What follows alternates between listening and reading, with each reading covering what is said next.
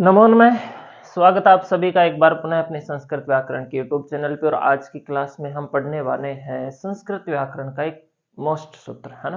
परीक्षा में आने के इसके पूरे चांसेस हैं। ठीक है, सूत्र का नाम है अपने ऋणेभ्यो नीप।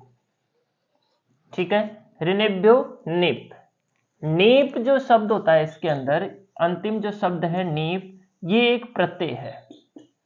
ठीक है, स्त्री प्रत्यय होते हैं टाप डाप नीप नीप ऐसे कुछ। तो यहाँ पे नीप प्रत्यय है, अनुबंध लोप करने पर इसका दीर्घ ई यहाँ पर शेष रहता है। ठीक है, परीक्षा में ऐसा प्रश्न पूछा भी जा सकता है कि ऋणेभ्यो नीप से कौन सा प्रत्यय होता है, या फिर ऋकारांत नकारांत शब्दों में किस सूत्र से जो है नीप प्रत्यय यहाँ पर होता है।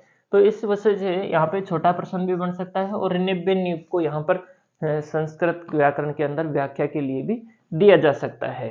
ठीक है, तो यहाँ पे ऋत नेभ्यो निप, इस तरह से इसका संधि विच्छेद पदच्छेद यहाँ पे हो जाएगा। निप ये प्रत्यय करता है। अब ये प्रत्यय कहाँ कहाँ करता है उसके लिए हम इसकी वृत्ति को यहाँ पर समझने वाले हैं। देखो, हृदंतेभ्यो नान्तेभ्यश्च स्त्रियाम निप, यहाँ पे शब्द लिखा हुआ स्त्रियाम। ठीक है, स्त्रियाम का शब्द से यहाँ पे तात्पर्य हुआ कि ये सूत्र सिर्फ स्त्रीलिंग के अंदर ही यहाँ पे काम करने वाला है। स्त्रीलिंग के अंदर ही ये काम करेगा।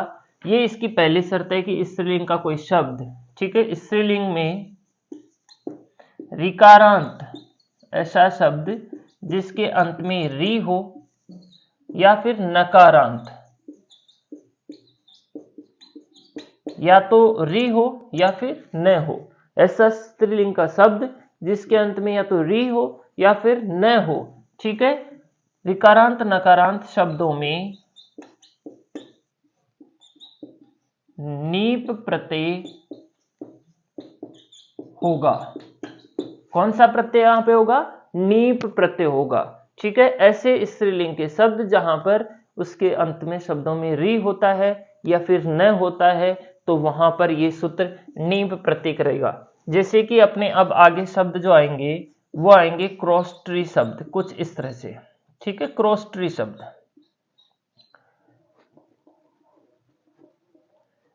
आधा श ट और इस तरह से र, क्रॉस-ट्री शब्द है।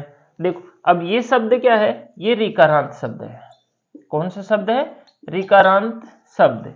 स्त्रीलिंग में ऋकारांत शब्द है। ऋकारांत शब्द है तो ऋणेभ्यो नीप से यहां पर क्रॉस-ट्री जो शब्द है उसके आगे नीप प्रत्यय हो जाएगा ऋणेभ्यो नीप से। और नीप में क्या शेष रहेगा? यहाँ पर दीर्घ ई, बाकी सभी का यहाँ पर जो है लोप हो जाएगा, इत संज्ञा हो जाएगी। अब यहाँ पर के क्या स्थिति बच गई अपने पास?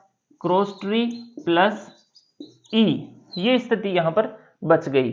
अब यहाँ पे री होने के कारण इको यणची सूत्र से हम यहाँ पे री को रे कर देंगे, इको यणची। ठीक है, री जो है अंत में जो री है उसके बाद में ई आने के कारण हमने री को क्या कर दिया? रे कर दिया। अब री को रे होने से यहां पर स्थिति कुछ ऐसे बच गई, क्रॉस ट्री, ऐसी स्थिति बच गई। तो हम जब भी शब्द रूप बनाएंगे आगे तो इस तरह से शब्द रूप अपने स्त्रीलिंगों में बनेंगे, क्रॉस-ट्री शब्द। ठीक है, तो ये इस सूत्र का कार्य है कि ऐसे शब्द रूप जो ऋकारांत होते हैं या फिर नकारांत होते हैं वहां पर जो है नीप प्रत्यय यहां पर होगा। ठीक है, तो ये था अपना ऋणेभ्यो नीप सूत्र। आगे की सिद्धियों में हम इसे पढ़ने वाले होंगे। थैंक्स, धन्यवाद।